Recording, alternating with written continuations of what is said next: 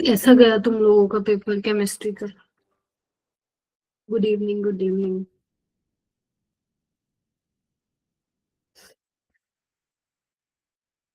एक मिनट रुक, देखती हूँ आ जाए बच्चे, कम ही है बच्चे इसमें।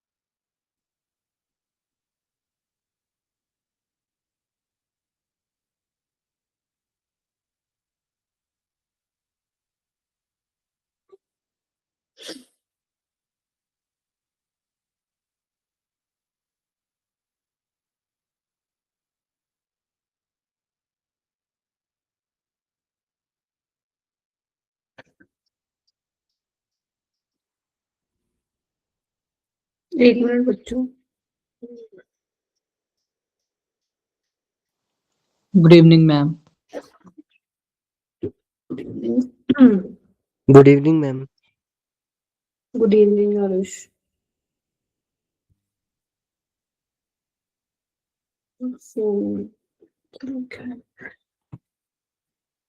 ठीक है, तो एक बार कर लेते हैं डिस्कस पेपर को, क्या आया था इसमें। ठीक है,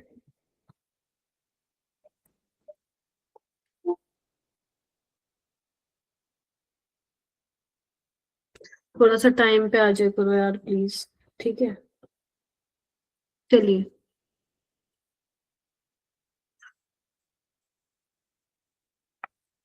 क्वेश्चन नंबर 26 जो था पेपर में, इसमें आपसे बोला था लेंथेनोइड आयंस कौन सा आपका डायमैग्नेटिक है। तो आपका ये एफ ब्लॉक एलिमेंट से था सवाल। ठीक है, तो लेंथेनोइड्स की कॉन्फ़िगरेशन आप लोगों को पढ़ के जानी है अच्छे से, राइट। तो इसमें जो आपका यटरबियम होता है वो यटरबियम +2, वैसे यटरबियम की कॉन्फ़िगरेशन क्या होती है, 4f14 5d0 6s2, यही होती है। कंफर्म करो एक बार। ठीक है, तो यटरबियम +2 की क्या होगी, आप 6s से इलेक्ट्रॉन निकालोगे 4f14, तो यहाँ पे कोई भी अनपेयर्ड इलेक्ट्रॉन नहीं है। ठीक है, और अगर अनपेयर्ड इलेक्ट्रॉन नहीं है तो ये क्या होने वाला है, डायमैग्नेटिक होने वाला है। कोई ऐसा बच्चा जिसने ये नहीं किया था?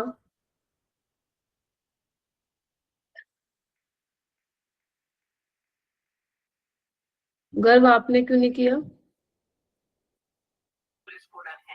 हम कॉन्फ़िगरेशन इतने अच्छे से याद नहीं करते। विशाल आपने?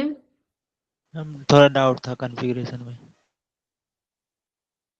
तो मैं आपको ये थोड़ा सा क्लियर कर देती हूँ कि लेंथेनोइड से आएगा ही आएगा तुम लोगों के क्वेश्चन। मतलब आप अगर 10 शिफ्ट होती है ना तो तुम लोगों को 4 शिफ्ट में मिलेगा लेंथेनोइड की कॉन्फ़िगरेशन से क्वेश्चन। तो अगर मिल गया और तुम छोड़ के आओगे, तुम्हें ही थोड़ा सा वो होगा कि अरे यार कर लेते इसको। तो प्लीज इसको कर लो, आज ही कर लो, आज या कल में कर लेना। अब तो क्लास का टाइम 10:15 के बाद ही तुम फ्री होगे, तो इसको प्लीज कर लीजिएगा। ठीक है, इसकी जो ट्रिक थी एक बार मैं याद दिला देती हूँ तुम लोगों को। ला चिक्की परी ने प्रेम सम्मान से यूं घड़ी तुम्हें दी है, और तुम ये भी लौटा रही हो। ठीक है, इसके अगर तुम लोगों को उसके क्या बोलते हैं नाम भी नहीं पता होगा तब भी चलेगा। ठीक है, लेकिन यार सिंबल थोड़ा ध्यान रखना। ठीक है, और नाम भी कर ही लेना। लेंथेनम सीरियम हो गया, जो इम्पोर्टेंट जैसे लेंथेनम कर लेना, सीरियम कर लेना, यूरोपियम कर लेना, गैडोलिनियम, ये आते हैं, ज्यादा पॉपुलर है। और ये टर्बियम हो गया, और ये लुटेशियम हो गया, या टर्बियम हो गया, ये बहुत ज्यादा पॉपुलर है पेपर में। ठीक है, तो ये ध्यान रखना। फिर उसके बाद एक 27 क्वेश्चन था तुम्हारा, एम्पेरिकल फॉर्मूला से रिलेटेड क्वेश्चन था। तो इसको कैसे करना था, आई होप काफी बच्चे करके भी आए हो। आपको नाइट्रोजन की परसेंटेज, ऑक्सीजन, बोरोन और फ्लोरीन की परसेंटेज दी हुई थी। क्या दिया हुआ था? 11.99, ये क्या है, 13.70, 9.25 और 65.6006%। ठीक है, सबसे पहले अपन क्या करते थे, नंबर ऑफ मोल्स निकालते थे। ठीक है, तो given mass by molar mass, ये 100 ग्राम में हम देखते हैं। तो given mass by molar mass, given mass by molar mass 16। Boron का वैसे उन्होंने दिया हुआ 10.8, 11 भी ले सकते हो। ठीक है, 65.06 बाय फ्लोरीन का होता है 19। तो आपको क्या करना है, वही इनको सॉल्व करना है। तो अगर तुम लोगों ने किया है तो मुझे प्लीज बता दो, नहीं तो मुझे कैलकुलेट करना पड़ेगा। 0.85 आ रहा था। ठीक है, इसका इसका भी यही आ रहा होगा, सेम। और इसका 3.27 कुछ आ रहा था। ठीक है, तो अपने को क्या करना होता है, नंबर ऑफ मोल्स आ गए। अब हमें क्या करना होता है, छोटे नंबर से डिवाइड करना है। तो सबको इनको 0.85 से कर दो। तो ये आपका 1 1 1 और ये 4 के आसपास आ रहा होगा। ठीक है, सो ये आ जाएगा, सिंपलेस्ट रेशियो में आ गया। तो बस इसको आप लिख दो NOBF 4 1 1 1 4। तो सिंपलेस्ट रेशियो ही होता है आपका एम्पेरिकल फॉर्मूला। तो आप मोलिकुलर फॉर्मूला का जो सिंपलेस्ट फॉर्मूला होगा, that will be your empirical formula. तो इसका आंसर क्या आ जाएगा, सेकेंड ऑप्शन NOBF 4। डन है। ध्यान रखा करो, जो मैं क्वेश्चन क्लास में डिस्कस कराती हूँ वो तुम जरूर उसको अच्छे से कर लो। ये वाला क्वेश्चन, ये मैं तुम्हें फोटो इलेक्ट्रिक इफेक्ट में बताना भूल गई थी और ये पेपर में आ गया। खैर बता देती हूँ। देखो ये जो सवाल आया हुआ है, ये फोटो इलेक्ट्रिक इफेक्ट से आया हुआ है। ठीक है, इसमें क्या होता है, वैसे तो मैंने तुम्हें पूरा कॉन्सेप्ट बता ही दिया था, है ना, कि मेटेलिक सरफेस पे जो तुम जिस फ्रीक्वेंसी की लाइट भेज रहे हो, फ्रीक्वेंसी आपके थ्रेशोल्ड फ्रीक्वेंसी के या तो बराबर होनी चाहिए, उससे ज्यादा होनी चाहिए, तो सबको मालूम ही है ना। और इंटेंसिटी का क्या मतलब है, इंटेंसिटी डिपेंड करती है फोटोन्स पे। मतलब जितनी ज्यादा इंटेंसिटी होगी, मतलब उतने ज्यादा फोटोन्स होंगे। काइनेटिक एनर्जी पे कोई डिपेंड नहीं करेगा। अच्छा, फिजिक्स में भी है कि, फिर तो सही है। तो इंटेंसिटी जो है नंबर ऑफ फोटोन्स पे डिपेंड करती है। जितने ज्यादा इंटेंसिटी होगी, फोटोन्स ज्यादा होंगे, फोटो करंट ज्यादा होंगे, उतने फोटोन्स निकलेंगे। बट काइनेटिक एनर्जी पे डिपेंड नहीं करेगा। फोटोन की जो काइनेटिक एनर्जी वो चेंज नहीं होगी जब तक तुम फ्रीक्वेंसी चेंज नहीं कर रहे हो। तो काइनेटिक एनर्जी और फ्रीक्वेंसी का डायरेक्ट रिलेशन होता है। काइनेटिक एनर्जी और वेवलेंथ का भी रिलेशन होगा अगर फ्रीक्वेंसी के साथ रिलेशन है तो, बट लेकिन इंटेंसिटी के साथ नहीं होता है। तो तुम बेशक इंटेंसिटी कितनी ज्यादा कर लो, तुम कितने मर्जी फोटोन्स फेंक लो, काइनेटिक एनर्जी में कोई चेंज वहां पे नहीं आएगा। तो यहाँ पे इसका एक ये वाला ऑप्शन जो ए है, वो वाला आपसे क्या पूछा था, करेक्ट पूछा था ना, हाँ। तो ए वाला ऑप्शन इसमें करेक्ट होगा। बी वाला गलत है। इसमें बोला फ्रीक्वेंसी के साथ मतलब लाइक कांस्टेंट ग्राफ आ रहा है, विच इज रोंग। वेवलेंथ के साथ भी कांस्टेंट आ रहा है। सरफेस एरिया ऑफ मेटल, ये मेरे को पता नहीं थोड़ा सा गलत लग रहा है। सरफेस एरिया पे भी काइनेटिक एनर्जी डिपेंड तो नहीं करती है। तो ये ग्राफ मतलब ऐसे ही आना चाहिए, बट इसमें मैम मैंने डी ही किया था। हाँ, ये मेरे को गलत लगा। अभी मैं पिछले बैच में भी सोल्व कराए थे ना, तो वही वो बच्चे पूछ रहे थे कि मैम हम भी ये कराए। तो काइनेटिक एनर्जी सरफेस एरिया पे तो डिपेंड नहीं करती है। क्या करूं, रिपीट गौरव? पूरा क्वेश्चन तो मैं देखो दोबारा रिपीट नहीं करूंगी। मैम वैसे ऑप्शन ए और डी दोनों में ही कंफ्यूजन थी, हाँ राइट। क्योंकि इंटेंसिटी, फ्रीक्वेंसी और नंबर ऑफ फोटोन दोनों से ही बदली जा सकती है। हाँ जी, हाँ इंटेंसिटी तो तुम बढ़ाओगे तो नहीं, पहला वाला तो करेक्ट है। पहले आपसे करेक्ट पूछा ना, पहले वाले में कोई दिक्कत नहीं है। इंटेंसिटी आपका काइनेटिक एनर्जी पे नहीं करेगी डिपेंड। फोटोन जैसे मान लो, लेट से तुम लोग फ्रीक्वेंसी वाली कोई फ्रीक्वेंसी वाली लाइट भेजो, इस पे मैं आ रही हूँ डी पे, अभी फ्रीक्वेंसी वाली लाइट भेज रहे हो। अब मान लो उसकी फ्रीक्वेंसी थ्रेशोल्ड फ्रीक्वेंसी से मैच नहीं की, तो no doubt electron reject out नहीं होगा। और तुम मान लो बहुत ज्यादा नंबर ऑफ फोटॉन्स भेजो, इंटेंसिटी तुमने बहुत ज्यादा बढ़ा दी, यानी कि तुम नंबर ऑफ फोटॉन्स बढ़ा रहे हो। तो एक बात बताओ, बेशक तुम 1000 फोटॉन्स गिर रहे हो, 2000 फोटॉन्स गिर रहे हो, जब तक उसकी फ्रीक्वेंसी थ्रेशोल्ड, मेटल की थ्रेशोल्ड फ्रीक्वेंसी से मैच नहीं होगी, क्या इलेक्ट्रॉन इजेक्ट आउट होगा? नहीं होगा।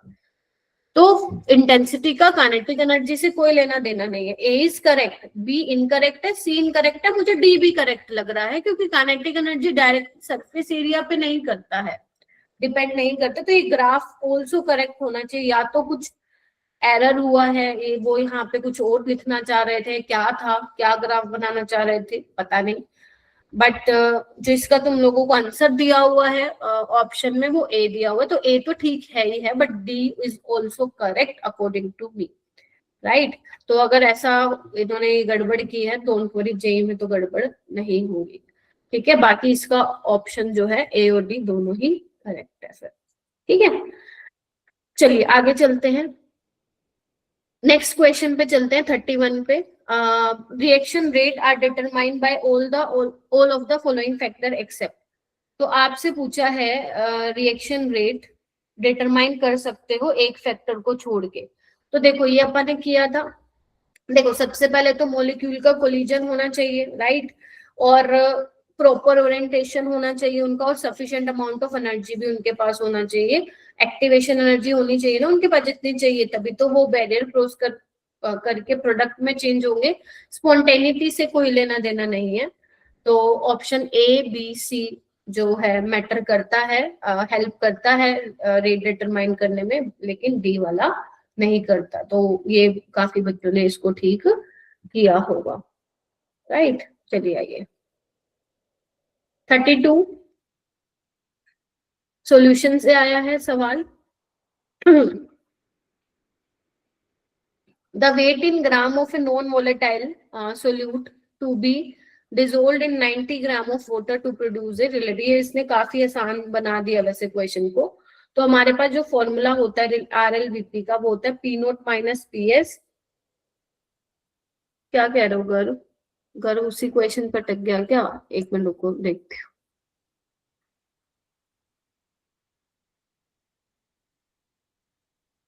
नहीं नहीं नहीं, आप गलत वो कर रहे हो क्वेश्चन को।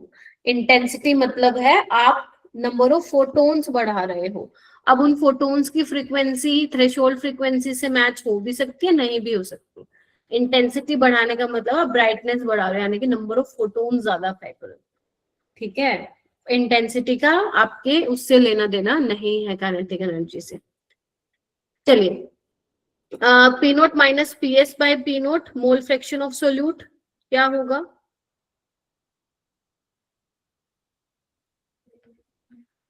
मोल फ्रैक्शन ऑफ सोल्यूट क्या होगा? Given mass of solute by molar mass of solute, given mass of solvent by molar mass of solvent. W1 stands for सोल्वेंट का मास, M1 इज मोलर सॉल्वेंट।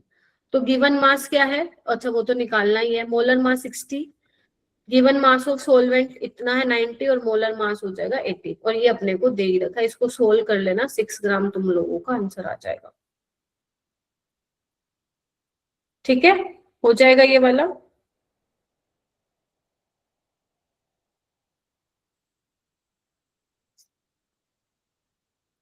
आगे चलते हैं 33 क्वेश्चन। ये तुम्हारा ionization energy से आया हुआ है, आई होप कर रहे होगे तुम लोग, कल ही डिस्कस किया था अपन ने, कल परसों। गलत क्यों हो गया रविंदर? मैम थोड़ा सा एसपी। ए आपका क्या है? बेरिलियम है। बी क्या है आपका? ऑक्सीजन है। सी आपका नाइट्रोजन है, और डी आपका बोरोन है। तो आप लोगों का ऑर्डर क्या होता है? देखो एक्सपेक्टेड ऑर्डर तो ये होगा, एक्सपेक्टेड बोल रही हूँ कि लेफ्ट टू राइट साइज बढ़ता है, सॉरी साइज घटता है, आयनाइजेशन एनर्जी इंक्रीज होती है, तो ये होना चाहिए, लेकिन ये गलत ऑर्डर है ना। बेरिलियम की ज्यादा होती है बोरोन से, और नाइट्रोजन की ज्यादा होती है ऑक्सीजन से, है ना, ये होता है हमारे पास। चलिए अब ना कई बच्चे क्या कर रहे हैं कि बेरिलियम को भी कंपेयर कर रहे हैं ऑक्सीजन से, तो प्लीज ध्यान रखना जब आप कंपेयर करते हो हाँ, जब आप कंपेयर करते हो तो जो आपस में पड़ोसी होते हैं ना उनका कंपेयर किया करो, मतलब उनका एक्सेप्शन भी तुम्हें देखनी है। तो जो नेबर आपके एलिमेंट्स एटम्स है उनका आप देखा करो, ये नहीं कि आप बेरिलियम को ऑक्सीजन से कंपेयर कर रहे हो या नाइट्रोजन से कंपेयर कर रहे हो, थोड़ा सा ध्यान रखना। तो सबसे ज्यादा नाइट्रोजन की होगी क्योंकि P3 है, हाफ फिल्ड है, राइट। ऑक्सीजन में हाफ फिल्ड है तो इलेक्ट्रॉन निकाल पाना यहाँ से ज्यादा मुश्किल होगा। सो इसका ऑप्शन आ जाएगा आप लोगों का, कौन सा है, सी का आ जाएगा आपका सबसे ज्यादा वाला, एस। और उसके बाद आएगा ऑक्सीजन यानी कि बी का क्या आएगा 1314 यानी कि आर। और उसके बाद आ जाएगा आप लोगों का इसका बेरिलियम का, ए का क्यू 899 और डी का आ जाएगा पी। तो देख लो क्यू आर एस और पी यानी कि ऑप्शन नंबर ए जो होगा इसका करेक्ट हो जाएगा। ठीक है,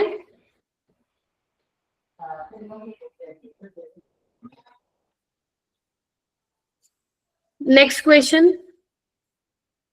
कौन नहीं करके आया ये बताओ, पहले तुम चाटा लगाती होंगे उसको, कौन नहीं करके आया ये बताओ, ये वाला सवाल।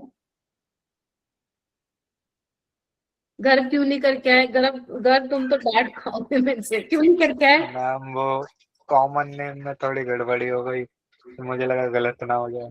हाय राम, और मैंने इतनी बार इसका स्पेशली बताया था, एक बार पहले भी आया था किसी टेस्ट में, मैंने कहा था याद रख लो कॉमन नेम। खैर छोड़ो, प्लीज ध्यान रखो यार, कोल बेस रिएक्शन है तुम्हारी।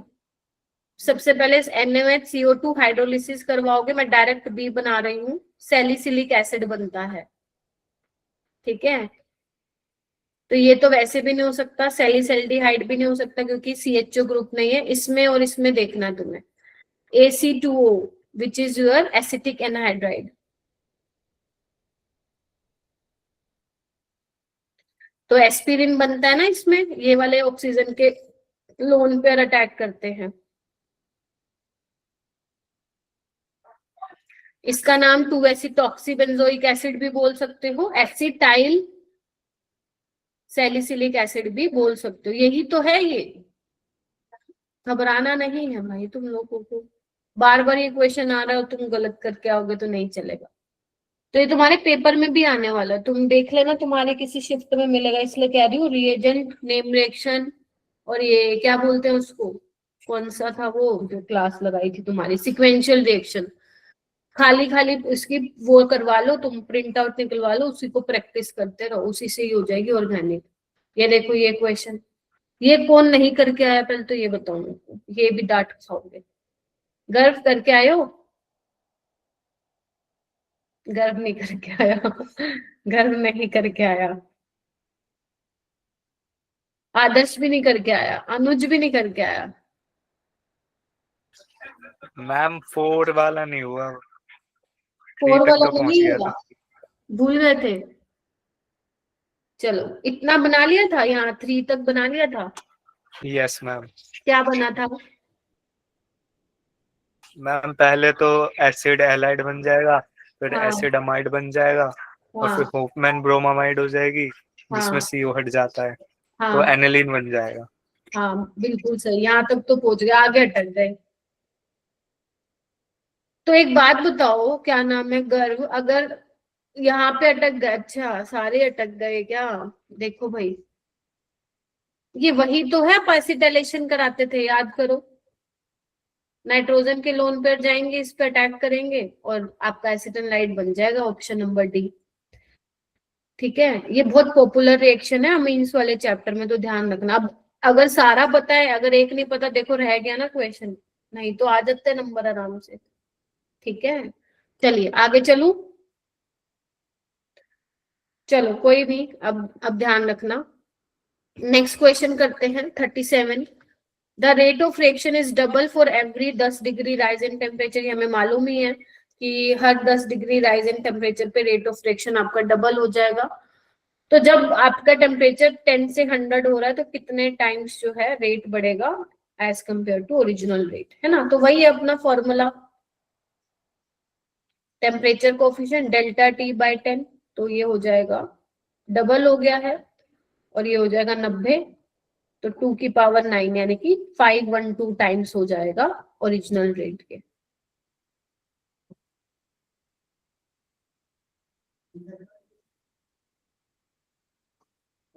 ठीक है, ऐसे ही तुम्हारा जेई में भी आएगा पेपर। जेई में 25 क्वेश्चन होते हैं ना, तो जिसने आप लोगों ने अगर सही अच्छा मतलब पढ़ा हुआ है, केमिस्ट्री सही से पढ़ा हुआ है, मॉक टेस्ट दे रहे हो, डिस्कशन अटेंड कर रहे हो, तो जब तुम डिस्कशन में आओगे ना, हर शिफ्ट के बाद डिस्कशन होता है यहाँ पे। संडे को कह रही हूँ, जिस दिन पेपर होता है ना, उसके शाम को डिस्कशन होता है। ठीक है, तो तुम देखोगे ना, मैं तुम्हें दिखा दूंगी कि 15 से 16 क्वेश्चन ऐसे हैं जो ऐसे होंगे जो तुमने पढ़े होंगे मेरे से। बिल्कुल, ये हर साल ही होता है, इतने क्वेश्चन आते हैं पढ़े हुए में से, सोचो। और इतने तुम कर लोगे भाई साहब, बहुत है, बहुत है। हाँ, जिनके पास कैटेगरी का एडवांटेज नहीं है उनको इससे थोड़ा आगे बढ़ना पड़ेगा। 17, 18, 19, जितने तुम 15 से ऊपर करते जाओगे वो तुम्हारे लिए ये मान लो बोनस साबित होगा। ठीक है, और ये भी डिपेंड करता है कि पेपर का लेवल कैसे है। कई बार पेपर इतना डिफिकल्ट बन जाता है तो बच्चा इतना ही 15 एक ही बना के आ पाता है। तो डिपेंड करता है कि पेपर का लेवल कैसा है। हो जाएगा ना ये? चलो आगे चलते हैं, नेक्स्ट क्वेश्चन करो।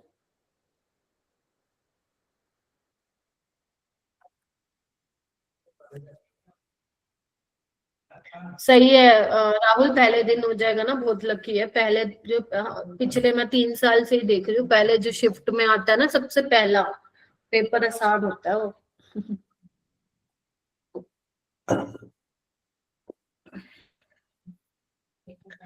चलो, सबसे पहले क्या किया? क्लोरीनेशन करवा दी थी। फिर क्या करवाई? बोलो भाई, क्या करवाई? नाइट्रेशन। अच्छा, फिर क्या करवाया? सीएल की जगह सीएल लगा दी। Ma'am substitution. कौन सी वाली? मैम बोलो बोलो। क्लोरीन वाली। अरे मैम नाम, SNAR। हाँ very good, aromatic nucleophilic substitution. वैसे तो इस पे SN2 नहीं हो पाती है ना लेकिन अगर आप ऑर्थो या पैरा पे लगा देते हो NO2 ग्रुप, तो क्या होता है, रिएक्शन वहां पे हो जाती है कम टेम्परेचर में। तो KCN है, तो इसको हटा के क्या लगा दोगे तुम? साइनाइड। कार्बोनाइन बनता था यहाँ पे, याद करो।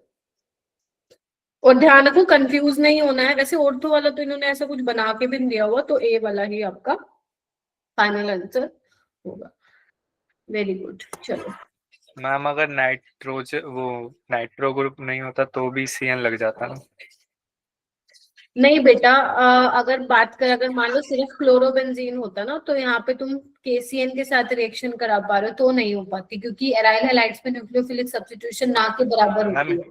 हीट भी तो दी है उसने। नहीं, फिर भी नहीं, बहुत मुश्किल से हो पाती। ये क्वेश्चन जान करके बनाया ही इसलिए गया है ताकि यहाँ पे ये लग पाए एरोमेटिक न्यूक्लियोफिलिक सब्स्टिट्यूशन।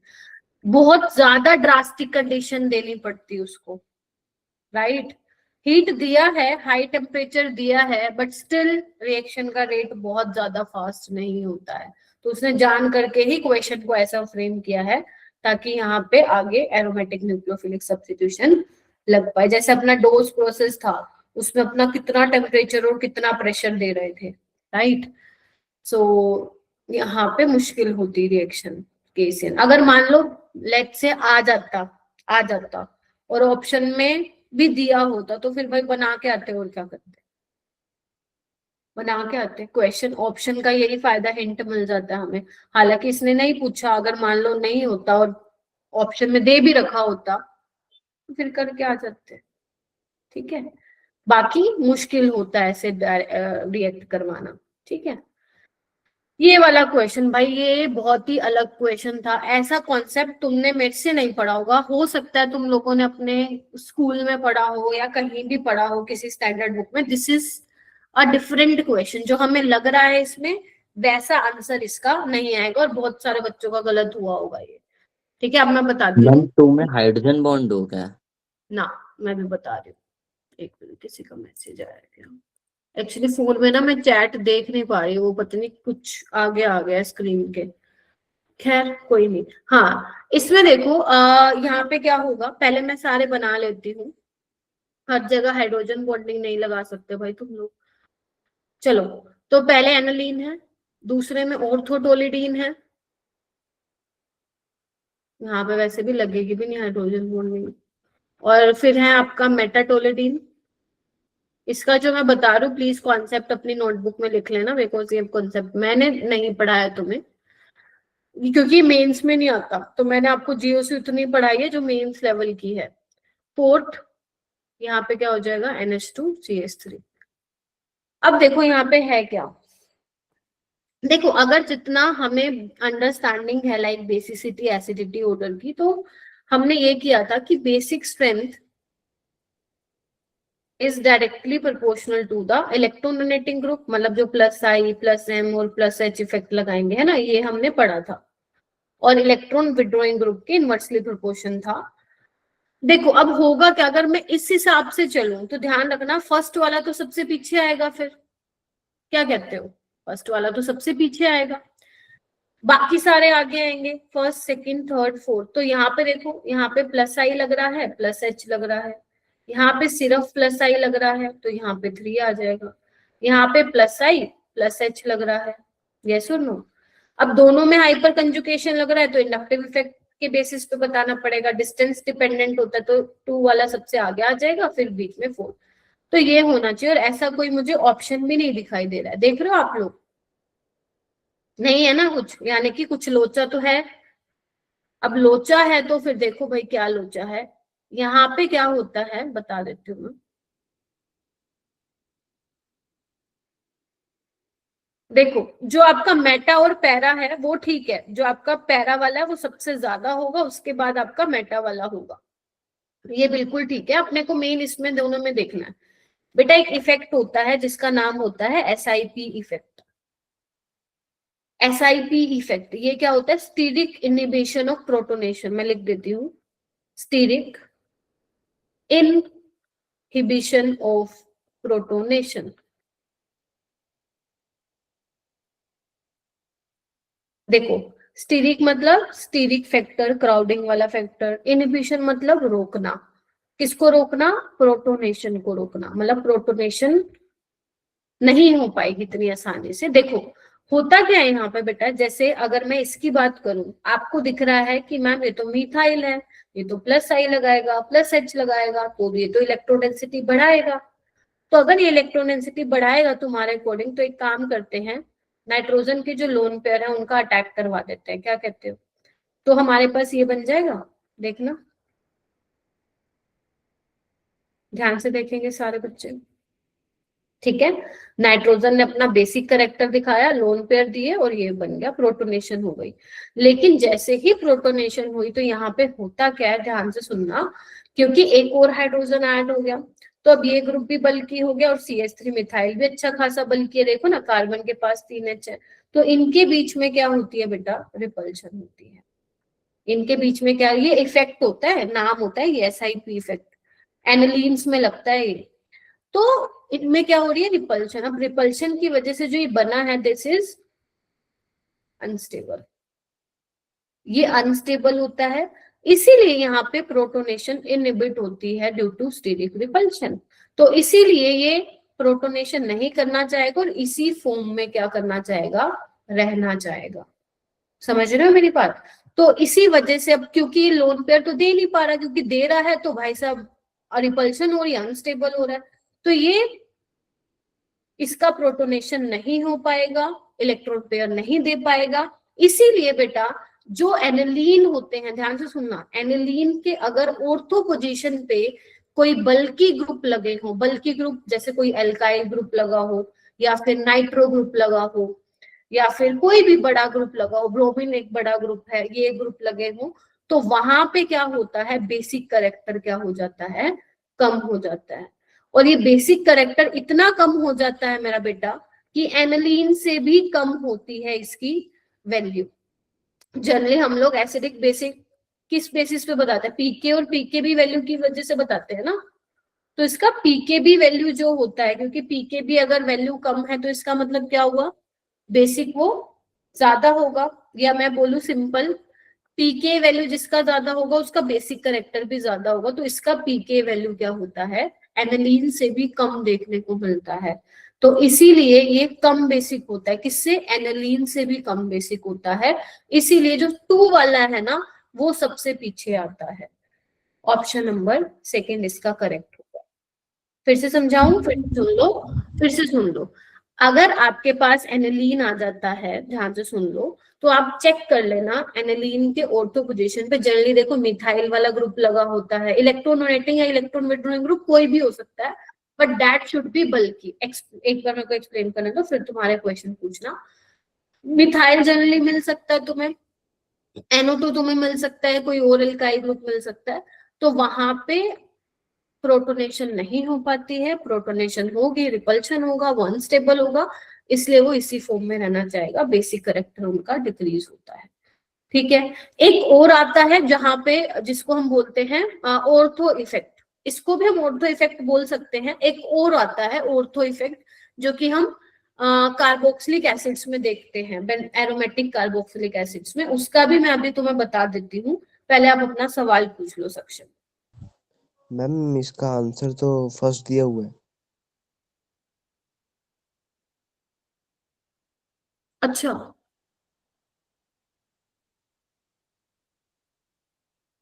नहीं बी होगा, चेक करो,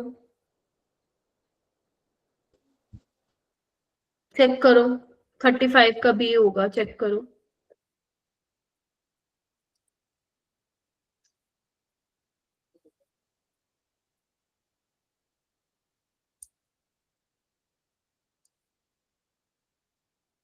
बी है बेटा, ठीक है, बी ही है। तो ये होगा। एक और देख लो, खाली है क्या स्लाइड, देखो यहाँ देखो। एक होता है आपका ऑर्थो इफेक्ट, इसको जो भी मैंने बताया है इसको भी तुम ऑर्थो इफेक्ट बोल सकते हो। इसमें हम एनिलीन के केस में बेसिसिटी का देखते हैं उधर। एक होता है ortho effect in aromatic carboxylic acids, ये भी मैं लगे हाथ बता ही देती हूँ। इसमें तुम देखते हो एसिडिक स्ट्रेंथ, पता ही चल रहा है कार्बोक्सिलिक एसिड है तो इसमें तुम एसिडिक स्ट्रेंथ देखोगे। तो इसमें क्या होता है, ध्यान से देखो। देखो अगर तुम्हें कभी भी ऐसा क्वेश्चन पेपर, देखो मेंस में ऐसा क्वेश्चन नहीं पूछा है, पिछले अगर मैं 5 साल की बात करूं तो ऐसा क्वेश्चन नहीं आया है, इसलिए तुमने देखा होगा मैंने कभी किसी PYQ में भी इसको नहीं डाला होगा।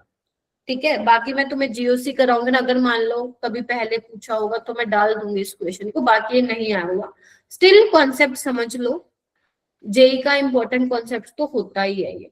अगर मान लो अगर आप कार्बोक्सिलिक एसिड, बेंजोइक एसिड ले रहे हो और इसके ऑर्थो पे तुम इलेक्ट्रॉन डोनेटिंग या इलेक्ट्रॉन विड्रॉइंग ग्रुप लगा रहे हो, लेट से मैंने इलेक्ट्रॉन विड्रॉइंग ग्रुप लगा दिया, इसमें भी ये होता है कि बल्कि ग्रुप होना चाहिए। अब होता क्या है, एनालीन के केस में ऑर्थो पोजीशन पे बल्कि ग्रुप हो तो उसकी बेसिसिटी घटती है ना। यहाँ पे क्या होता है, अगर ऑर्थो पोजीशन पे कोई बल्कि ग्रुप हो तो एसिडिटी बढ़ती है। क्यों बढ़ती है, ध्यान से सुनना। एक बात बताओ, एसिडिटी में हम क्या करते हैं, H+ को रिमूव कर देते हैं, बोलो क्या कहते हो। हाँ मैम कर तो देते हैं, यस और नो। अब एक बात बताओ, अगर मैं सिंपल बेंजोइक एसिड की बात करूं तो मैंने H+ हटा दिया, अब होता क्या है कि मैम ये तो अच्छा खासा एसिडिक है क्योंकि रेजोनेंस में जा रहा है और ऑक्सीजन पे नेगेटिव चार्ज आ रहा है, गेटिंग माय पॉइंट और नोट। लेकिन मैम साथ ही साथ ये भी इसको रेजोनेंस प्रोवाइड कर रहा है, हाँ या ना, मतलब ये तो कर रहा था, ये भी बीच में आके टांग अड़ा रहा है। ठीक है, ये भी बीच में आके टांग अड़ा रहा है। और रेजोनेंस कब होती है, जब सेम प्लेन में मान लो इन दोनों का सेम प्लेन हो, यस और नो। लेकिन होता क्या है, अगर तुम प्लीज ध्यान से समझना, अगर तुम ऑर्थो पोजीशन पे कोई बल्कि ग्रुप लगा दोगे, खुद सोचो क्या होगा, यहाँ पे रिपल्शन होगी, यस और नो। तो होता क्या है, जो ये COH है ना उसका प्लेन क्या हो जाता है, चेंज हो जाता है रिपल्शन के कारण, रिपल्शन से बचना चाहेगा। ऐसे समझो ये ऐसे है, ये ऐसे हो गया, इधर देखो इधर ऐसे आउट ऑफ प्लेन चला गया थोड़ा। अब आउट ऑफ प्लेन चला गया तो पहले जो बेंजीन रिंग की इलेक्ट्रॉन डेंसिटी इंटरफेयर कर रही थी, अब करेगी क्या, बताओ भाई, करेगी, नहीं मैम नहीं करेगी, नहीं करेगी ना, बिकॉज आउट ऑफ प्लेन चला गया। इसीलिए अब जो सारा का सारा जो स्टेबिलिटी है ये प्रोवाइड कर रहा है after the removal of hydrogen. तो इसी रीजन की वजह से जो एसिडिटी है वो क्या हो जाती है, बढ़ जाती है। इसी को हम क्या बोलते हैं, ऑर्थो इफेक्ट बोलते हैं। ये देखा जाता है एरोमेटिक कार्बोक्सिलिक एसिड में। तुम कहीं पे डब्बा बंद करके लिख सकते हो, एक एनिलीन वाला केस, वहां पे ऑर्थो पोजीशन पे अगर लगा बल्कि ग्रुप तो बेसिसिटी घटती है, whether it is electron donating और इलेक्ट्रॉन विड्रॉइंग ग्रुप। अगर आपका एरोमेटिक कार्बोक्सिलिक एसिड है और अगर वहां पे ध्यान से देखो, वहां पे लगा हुआ है ऑर्थो पे कोई इलेक्ट्रॉन डोनेटिंग या इलेक्ट्रॉन विड्रॉइंग ग्रुप, तो एसिडिटी बढ़ती है। उसको सबसे पहले नंबर पे लगा के आ जाना, अगर आया तो सवाल। चांसेस आर रेयर नहीं पूछा जाएगा, बट मैंने बता दिया, इसको लिख लेना कहीं पे। ज्यादा मुश्किल कॉन्सेप्ट नहीं है बेटा ये वाला, ठीक है, इसको आप लिख सकते हो। ठीक है, चलो। मैम हाँ बेटा, बोलो बोलो। मैम अगर इलेक्ट्रॉन विड्रॉइंग ग्रुप लगा होगा और इलेक्ट्रॉन डोनेटिंग ग्रुप लगा होगा तो प्रेफरेंस किसको देंगे? नहीं, ऐसा नहीं होगा। आपके ऑर्थो पे या तो इलेक्ट्रॉन डोनेटिंग ग्रुप लगा होगा, मैं सिर्फ बात कर रही हूँ ऑर्थो पोजीशन में, मेटा पैरा की कुछ बात नहीं कर रही हूँ। ऑर्थो पे या तो NO2 लगा हो या फिर कुछ और इलेक्ट्रॉन डोनेटिंग ग्रुप लगा हो, उस केस में ये इफेक्ट लगाओगे।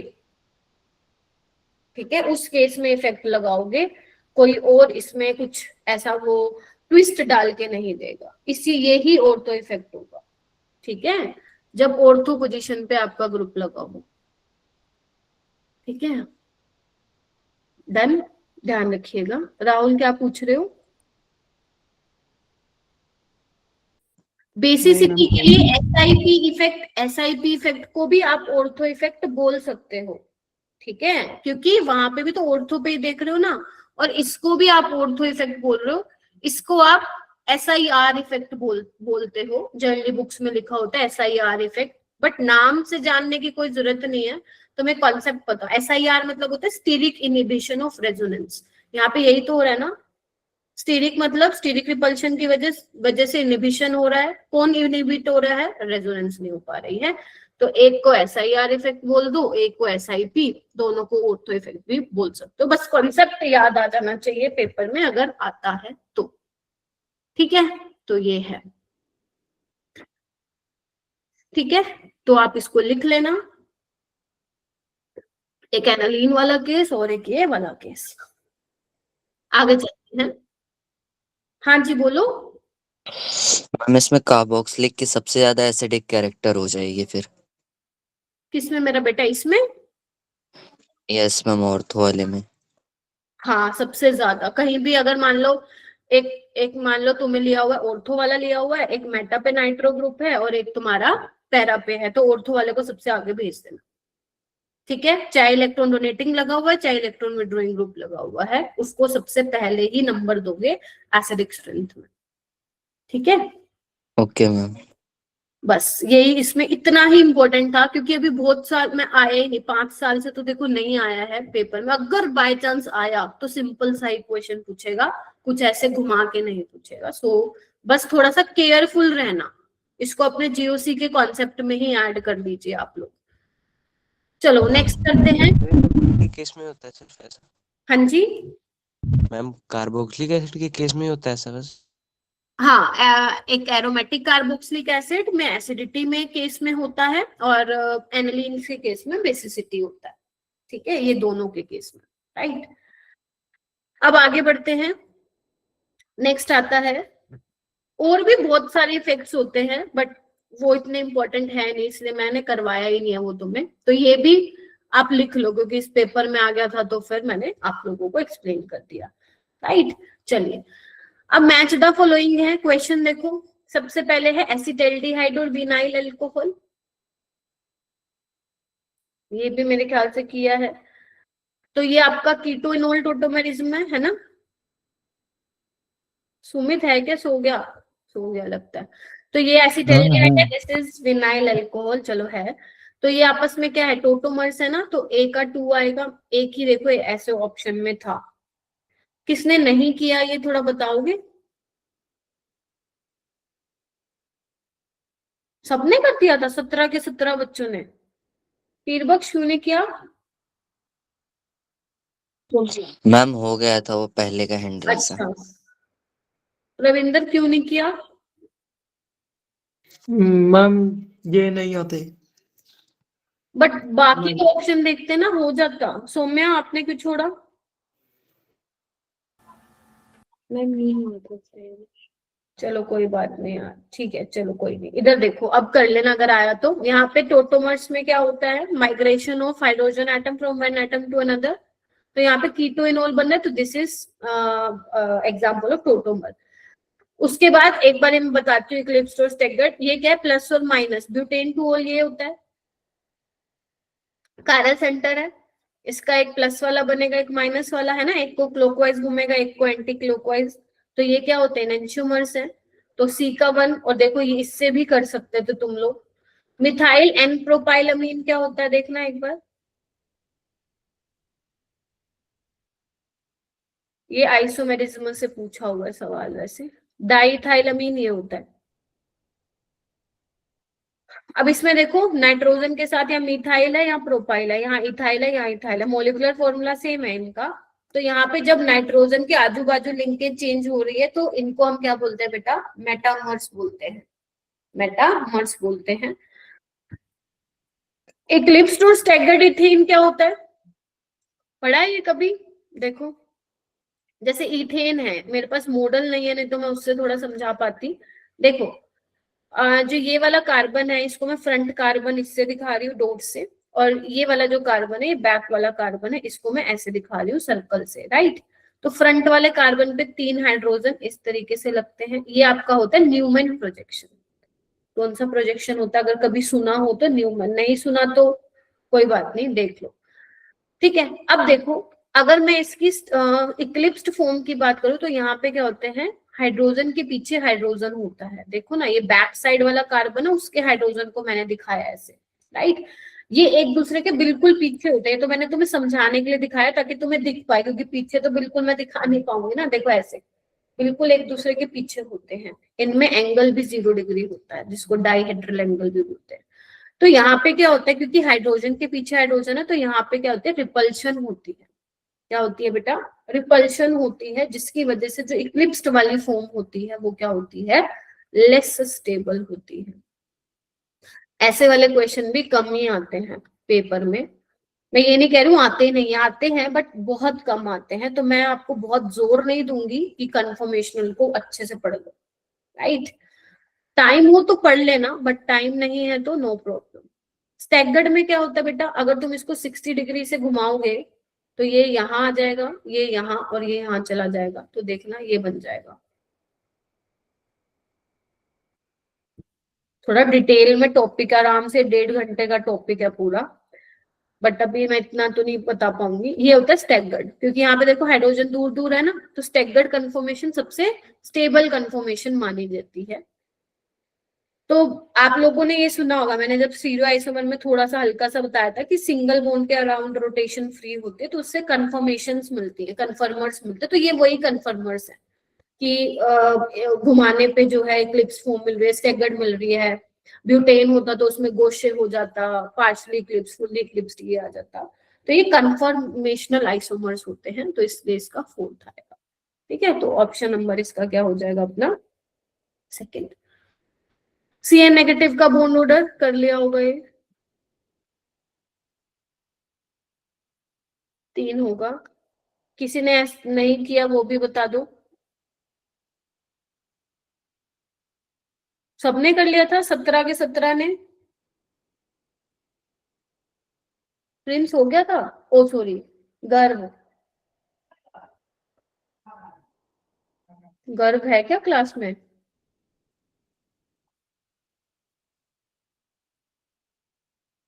हाँ गर्व। मैम लोन पेयर था ना इस पे, तो फिर इससे कुछ लोन पेयर कहाँ पे है? एन पे। हाँ, तो फिर क्या हो गया? बोन ऑर्डर निकालना है ना, यहाँ तो नंबर ऑफ इलेक्ट्रॉन्स काउंट कर लो, 14 इलेक्ट्रॉन के करस्पॉन्डिंग देखो ना, स्ट्रक्चर से भी वैसे कर सकते हो, लेकिन ये आना भी चाहिए बोन ऑर्डर निकालना। तुमने बहुत माइनर माइनर से मिस्टेक की है अगर, जो नहीं करनी चाहिए थी, तो प्लीज इन चीजों को देख लो ध्यान से। यहीं पे तो नंबर कट रहे हैं, और कहाँ जा रहे हैं, यहीं से कट रहे हैं। और ये तो मैंने तुम लोगों को कराया भी है केमिकल बॉन्डिंग में। 42 देखो, कोऑर्डिनेशन से आया हुआ था ये सवाल, थोड़ा सा अच्छा क्वेश्चन है बाय द वे। यहाँ पे आपको कुछ कंपाउंड्स दिए हुए हैं और मोलिकुलर प्रोपोर्शन में है, इनके कोऑर्डिनेशन कंपाउंड बनाओ और फिर जो है बेसिकली उनकी प्रॉपर्टीज से मैच करना है। तो मैं बना देती हूँ। पहला ये बनेगा, आसान कर सकते हो, जैसे साइनाइड देख लो 6 है ना। सेकंड वाला ये बनेगा,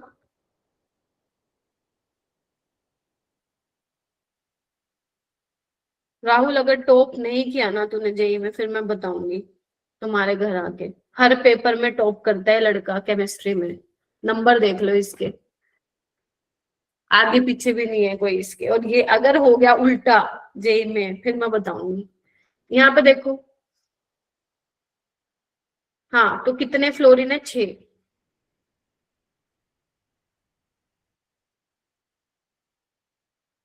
और डी का बन जाएगा आपका, केमिस्ट्री की बात कर रही हूँ, इधर आओ। तो इसमें क्या है, कोऑर्डिनेशन नंबर 6 है, ऑक्सीडेशन स्टेट आयरन पे +2 है। तो देख लो एक बार कौन सा होगा। ए का एस भी है और पी भी है, पीएस आ गया, एक ही ऑप्शन से हो गया वैसे तो। बी में देखो कोऑर्डिनेशन नंबर 4 है और +2 इसकी ऑक्सीडेशन स्टेट है, तो क्यूएस हो गया। सी का पी हो जाएगा, कोऑर्डिनेशन नंबर देखो 6 है, जो ब्रैकेट में होता है उससे आप कोऑर्डिनेशन नंबर निकालोगे, ब्रैकेट के बाहर क्या है वो तो आयनाइजेबल वैलेंसी होती है। डी में कोऑर्डिनेशन नंबर क्या है, 2 है। ऑप्शन ए इसका करेक्ट हो जाएगा।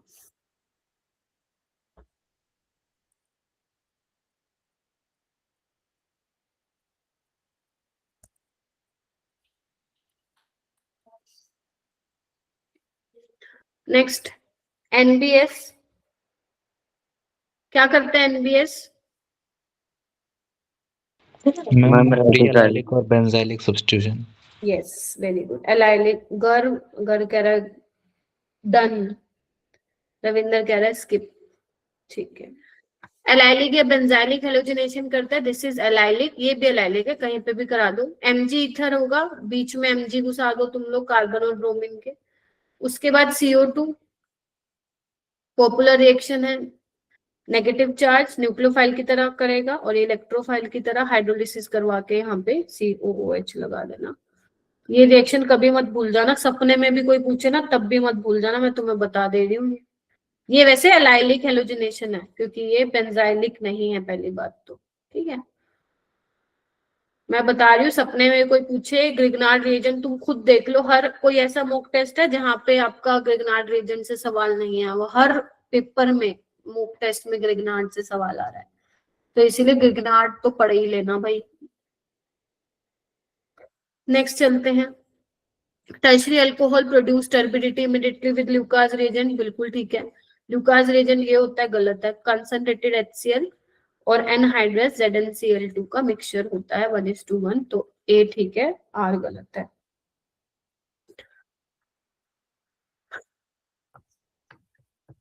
ये वाला क्वेश्चन देखो,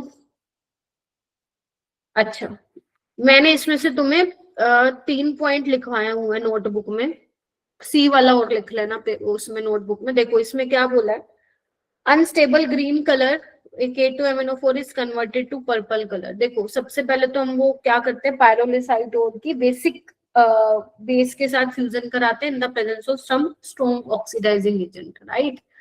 तो आपका K2MnO4 बनता है ना। बेसिक मीडियम में ये क्या होता है, वो होता है, स्टेबल होता है, ठीक है। अच्छा तो अब क्या होता है, जैसे ही तुम एसिडिक मीडियम लोगे या फिर न्यूट्रल मीडियम ले लेते हो या फिर स्लाइटली एल्कलाइन मीडियम, देखो स्लाइटली एल्कलाइन का मतलब ये नहीं होता कि बहुत स्ट्रॉन्ग बेसिक हो, मतलब बेसिक मीडियम होता है बट स्ट्रॉन्गली बेसिक नहीं बोल सकते हो। तो बेसिकली क्या करता है, डिस्प्रपोर्शनेट कर देता है, ठीक है, यही होता है तुम्हारा पर्पल कलर का, और ये होता है, मैंने तुम्हें लिखवा रखा है डार्क ब्राउन सॉलिड करके कुछ लिखवा रखा है, तो डार्क ब्राउन और ब्लैकिश भी लिखा हुआ है कुछ बुक्स में, तो तुम वहां पे ब्लैकिश भी ऐड कर सकते हो तुम्हारे नोट्स में। ब्लैक कलर कैसे प्रेसिपिटेट होते हैं, डार्क ब्राउन ब्लैक, ऐसा ब्लैकिश सा ही दिखता है। और ये +4 में है, तो अगर तुम ध्यान से देखोगे तो डिस्प्रपोर्शनेशन तो है ही, +6 से +7 ऑक्सीडेशन भी हो रहा है और रिडक्शन भी हो रहा है, तो डिस्प्रपोर्शनेशन भी है, KMnO4 भी है, ये भी ठीक है। पूरे सॉल्यूशन का जो नेचर है वो कैसा होता है, अल्कलाइन हो जाता है, तो ये भी तुम लिख लेना वहां पे। तो सारी ही स्टेटमेंट क्या है, सही है। ठीक है, ऑप्शन एलिमिनेट करके करने के चांसेस थे इसमें, बट अगर मान लो बिल्कुल भी समझ में नहीं आ रहे थे, मान लो COD बिल्कुल भी नहीं आते थे, तो फिर वहां पे तुम्हें छोड़ना ही पड़ेगा ये सवाल। ये कर लिया था। Faraday is required to completely deposit magnesium from 1 liter of इतना इतना, तो इससे अपन क्या निकाल सकते हैं, number of moles, molarity into volume, 0.1 into 1, 0.1 mole, MgCl2, Mg+2 2 electron gain करके मैग्नीशियम कन्वर्ट करेगा, नहीं करना चाहिए था अगर स्किप किया है तो। 1 मोल मैग्नीशियम डिपॉजिट हो रहा है जब 2 फैराडे पास कर रहे हो, तो 0.1 मोल लोगे तो कितना होगा, 0.2 फैराडे, यस और नो। तो वो बोला K है, मतलब लाइक नंबर ऑफ फैराडेज जो चाहिए इज K, यानी कि K इज 0.2, आपको 20 K निकालना था, तो यहाँ पे आंसर 4 आना था।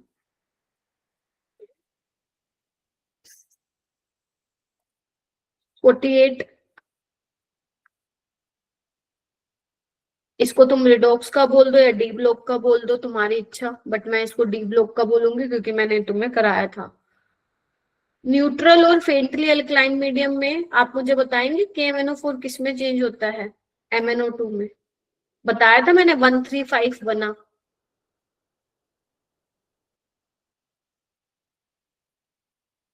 ठीक है, सो +7 से +4। अच्छा, तो कितने का n फैक्टर हो गए 3।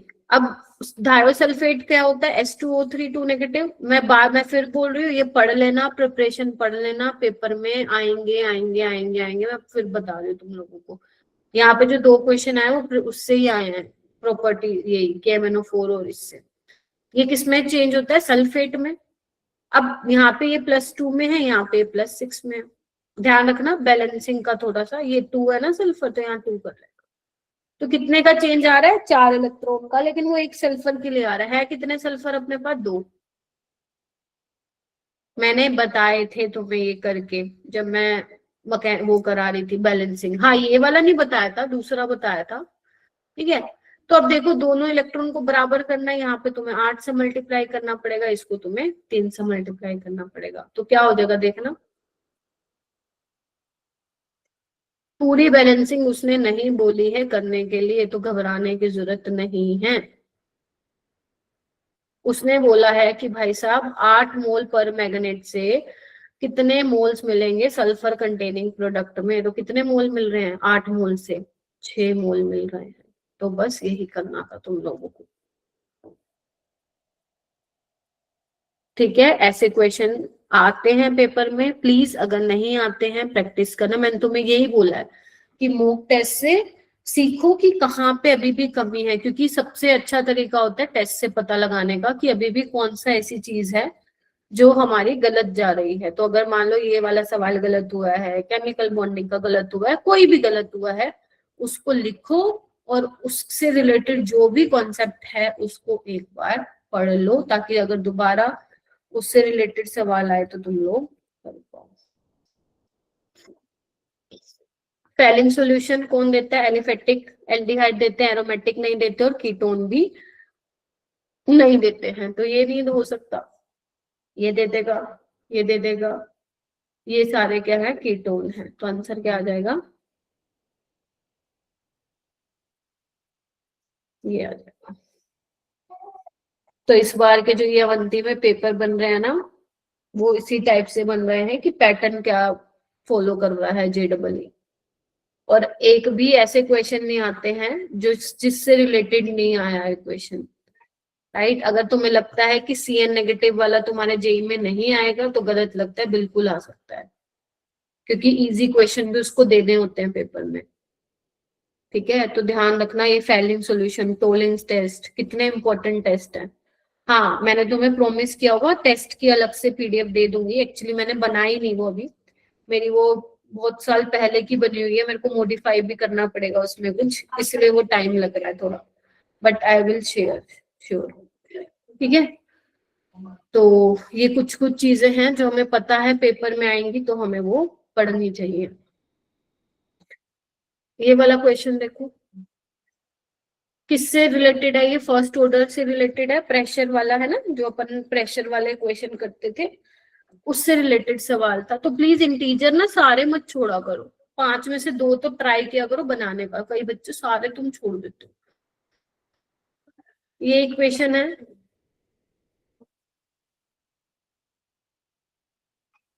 हाफ लाइफ कितना दिया हुआ है मैम, इसमें क्या बोल रहे हो? एक मिनट, दीपक क्या बोला है? मेरे को तुम्हारी चैट में देखी। मैम 3 घंटे खत्म हो गए थे। अच्छा, खत्म हो गए थे, चलो कोई नहीं, आ जाओ। देखो क्या करना है इसमें, हाफ लाइफ दिया हुआ है, रिएक्शन को कैरिड आउट किया गया है taking a certain mass of a, जिसका प्रेशर इतना है, यानी कि इनिशियल प्रेशर ही तो है ये, है ना। तो मैं ना इनिशियल प्रेशर को 400 ना लिख के P0 लिख रही हूँ एक बार, ठीक है। तो ये नहीं बना होगा और सॉलिड है ये, तो प्रेशर एक्सर्ट नहीं करेगा। कुछ टाइम बाद, कितने बाद? 48 मिनट बाद कुछ गया होगा इसमें से x, ये कितना बना होगा? 2x। हाँ या ना, ये समझ में आ गया? तो हमारा जो टोटल प्रेशर होगा 48 मिनट बाद, वो किसकी वजह से होगा? A और B की वजह से, यानी कि P0 minus x plus 2x, P0 plus x। तो हमें यही तो निकालना है, ये वाला टोटल प्रेशर। P0 हमें पता ही है कितना है, 400। अगर मुझे x पता चल जाए, मेरा सवाल हो जाएगा। अब मैं कहाँ से निकाल के आऊँ x? लगाओ first order, k is equal to 2.303 by t log P0 minus x। k दे नहीं रखा तो फॉर्मूला लगाएंगे 0.693 बाई टी हाफ। टाइम दिया हुआ 48 मिनट, लोग मैं अभी भी नहीं लिख रही हूँ 400, पहले मैं इसको पूरा सोल्व कर लेती हूँ। इसको सोल्व कर लोगे? बताना एक बार। चलो मैं ही बता देती हूँ कितना आएगा, क्योंकि मैंने पिछले बैच में ही सोल्व कराया था। इसको सोल्व करने पे तुम्हारा आएगा 0.601, एग्जैक्ट बता रही हूँ। अगर तुम अप्रोक्सीमेशन लेते हो तो 0.6 तुम्हारे पास आ जाएगा।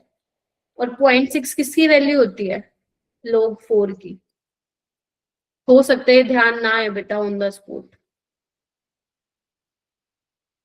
ठीक है। तो इसको मैं क्या लिख दूं? log 4 लिख दूं।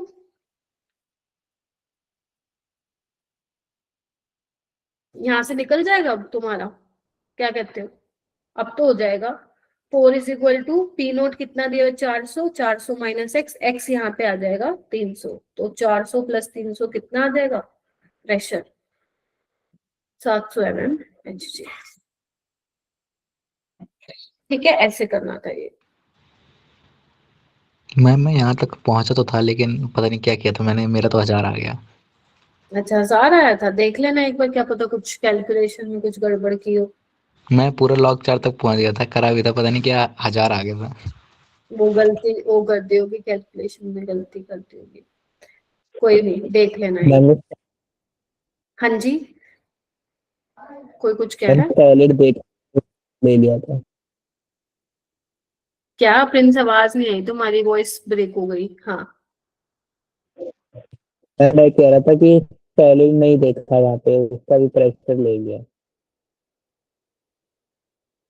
अच्छा, थोड़ा थोड़ा समझ में आया क्या बोलो तुमने, वॉइस नहीं आ रही सही से। अच्छा ठीक है, तो ध्यान रखना क्वेश्चन का ये, है ना। ऐसे क्वेश्चन हमने कर रखे हैं, हो सकता है ये नहीं क्लिक करे, या हो सकता है कोई और गलती हो गई हो, तो थोड़ा सा ध्यान रखना, ठीक है। तो ये थे कुछ क्वेश्चन। अब एक आयनिक का क्वेश्चन है, वैसे मैंने डाल दिया है, ठीक है। ये डिसोसिएशन कांस्टेंट दिए हुए हैं तुम्हें दो एसिड के, रिलेटिव स्ट्रेंथ निकालनी है। तो देखो रिलेटिव स्ट्रेंथ निकालने का फॉर्मूला होता है Ka1 बाय Ka2, सुना है तुमने कभी? सुना है तो ठीक है, वरना कोई बात नहीं, लिख सकते हो। तो 3.14 इंटू 10⁻⁻4, 1.96 इंटू 10⁻⁻5, ये सिंपल 16 बन जाएगा पूरा। तो इसका 4 रेशो मैम बना है। वैसे इक्विलिब्रियम की क्लास लगेगी? इक्विलिब्रियम पे मैंने दिया तो है, मेरे को एक ही लेक्चर मिल रहा है बेटा इक्विलिब्रियम पे। देखती हूँ, ट्राई करती हूँ कि आयनिक के कुछ इंपॉर्टेंट टॉपिक्स ले लो, लाइक सोल्युबिलिटी प्रोडक्ट के क्वेश्चन ले लो, बफर वाले के ले लो, डिपेंड करता है टाइम पे। क्योंकि बहुत सारे जो लेक्चर है ना वो मॉक टेस्ट के डिस्कशन, हफ्ते के 2 लेक्चर तो मॉक टेस्ट में ही जा रहे हैं ना अपने। तो मेरे को सिर्फ 3 ही लेक्चर और मिल रहे हैं, जिसमें मुझे अभी जीओसी भी करानी है। जीओसी के मैंने 3 लेक्चर दिए हैं तुम लोगों को, है ना, जिसमें मेरे को और भी करानी है चीजें। तो देखते हैं, करते हैं। पी ब्लॉक भी रहता है मुझे 13 और 14। अब तुम मुझे बता देना, अगर तुम्हें 13 और 14 ग्रुप नहीं करना तो फिर मैं आयनिक इक्विलिब्रियम के दे दूंगी 2 लेक्चर, मुझे कोई प्रॉब्लम नहीं है। तुम मुझे बता देना, मैं प्लानर में चेंज करवा दूंगी सोच के सारे बच्चे, क्योंकि तुम एक ही बैच हो, लाइक एक ही ग्रुप बना हुआ है तुम लोगों का। सोच लेना कि 13 14 करना, अगर मान लो ये नहीं करना है मान लो, तो मैं आयनिक इक्विलिब्रियम के कुछ पॉपुलर, जो मोस्ट पॉपुलर क्वेश्चन है वो करा दूं, ठीक है। ओके, ये थर्मोडायनेमिक्स से क्वेश्चन था, ठीक है। देखो मैं बता देती हूँ, थर्मोडायनेमिक्स का ऐसा फिगर वाला क्वेश्चन हमने पहले भी किया है, राइट। सो वो कह रहे हैं कि आइडियल गैस है, is taken through a cycle ABCA, ठीक है, ABCA, ठीक है, साइक्लिक प्रोसेस है। वो कह रहा है नेट हीट सप्लाई की गई है in the cycle is 5 joule, right. अरे यार मैं बाद में पढ़ूंगी तुम लोगों को, ठीक है, एक बार ये देख लो। Work done on the gas C2A, और आपको सिर्फ मैग्नीट्यूड कंसिडर करना है, तो साइन की इसमें दिक्कत नहीं है। तो आप लोग मुझे बताओ, फर्स्ट लॉ के अकॉर्डिंग ये होता है delta U is equal to Q plus W, हाँ के ना, जल्दी बताओ मेरे को। अब साइक्लिक प्रोसेस के लिए डेल्टा U 0 होता है, अगर किसी ने थोड़ा बहुत पढ़ा है तो थर्म, क्योंकि ये स्टेट फंक्शन है, पाथ पे डिपेंड नहीं करता है। तो Q आ जाएगा -W। तो वर्क डन क्या होगा, total work done WAB plus WBC plus WCA, हाँ के ना, हाँ मैम। अब AB क्या है, AB आपका आइसोबेरिक प्रोसेस है। आइसोबेरिक मतलब समझते हो, जहां पे प्रेशर क्या हो, चेंज नहीं हो रहा हो। तो इसको आप निकाल सकते हो -P डेल्टा V वाले फॉर्मूले से, ठीक है। और प्रेशर कितना है देखना एक बार, 10 है, और वॉल्यूम कितना है, चेंज 1 हो जाएगा, 2 - 1, तो ये आ जाएगा आपका -10, ठीक है। WBC में देखो, BC में वॉल्यूम का चेंज नहीं हो रहा है, ध्यान से देखो, B में भी 2 है, C में भी 2 है। आइसोकोरिक प्रोसेस में क्या होता है, W वर्क डन क्या होता है, 0 होता है। तो ये तो अपना 0 हो जाएगा, ये अपने को निकालना ही है, समझ गए। तो यानी कि -10 प्लस WCA, और ये किसके बराबर है, Q के बराबर। और Q कितना दिया हुआ है, 5, माइनस लगा लेना ना, क्योंकि -W था, तो ये कितना आ जाएगा आपका, 5 जूल आ जाएगा। तो यहाँ पे जो आंसर था वो अपना 5 जूल होना था, ठीक है। टेंशन मत लेना कि मैम हमने तो ये किया ना, मैंने बता दिया, क्योंकि ये मैंने एक बार पहले भी ये वाला करवाया था, इसलिए मैंने करवा दिया ये वाला, ठीक है। मैम इसका आंसर याद था। अच्छा ठीक है, मैम लास्ट फिजिक्स टेस्ट में आया हुआ था। ठीक है बेटा। डेल्टा U, अगर आप Q ले रहे हो, हीट सप्लाई की जा रही है, और work done on the system है तो W आएगा। अगर work done by the system है तो -W आएगा। फिर गर्व जो तुम कह रहे हो वो वाला फॉर्मूला लिख दोगे तुम, ठीक है। तो ये थे कुछ क्वेश्चन। अब मैंने तुमने कौन से क्वेश्चन नहीं करवाए हैं, एक तो जेल डाल मेथड नहीं करवाया। मैं तुम्हें 2 रिकॉर्डिंग शेयर करूंगी बच्चों। एक रिकॉर्डिंग होगी लसाइन एक्सट्रैक्ट वाली, और एक होगी जेल डाल मेथड से रिलेटेड। वो तुम लोगों को पढ़नी है, और मैं वो पढ़नी ही पढ़नी है, इट्स कंपल्सरी आपके बैच के लिए, ठीक है। हाँ, थोड़ा फिजिक्स केमिस्ट्री में यार साइन कन्वेंशन का प्रॉब्लम है, तो थोड़ा ध्यान देखना। हालांकि ये क्वेश्चन में मैग्नीट्यूड बोला था, दिक्कत आई नहीं, ठीक है, तो थोड़ा सा ध्यान रखना। तो हाँ, वो 2 रिकॉर्डिंग तुम्हें देखनी है, तुम अपना टाइम निकालो, वो देखनी है, और मैं उसके क्वेश्चंस जो आए हुए पूछे हुए हैं वो क्लास में लूंगी, ठीक है। तो मैंने 3 लेक्चर जीओसी के इसलिए दिए हैं, वो मैं रिकॉर्डिंग तुम लोगों को भेज दूंगी, कल भेजूंगी, कल, ठीक है। और उसको तुम देखना स्टार्ट करो, ठीक है, और ताकि मैं क्लास में क्वेश्चंस ले सकूं, और जो तुम्हें उस रिकॉर्डिंग में कोई प्रॉब्लम आएगी तो वो मैं ले सकूं, ठीक है। तो अब हमारे जो 3 लेक्चर जाएंगे जीओसी के जाएंगे, हाँ, mole concept is also pending, उसको भी अपने को करना है। फिलहाल ये थे आपके मॉक टेस्ट 4 का डिस्कशन। कोई क्वेश्चन और रह गया? हाँ, मैंने कौन सा क्वेश्चन छुड़वाया है, मैंने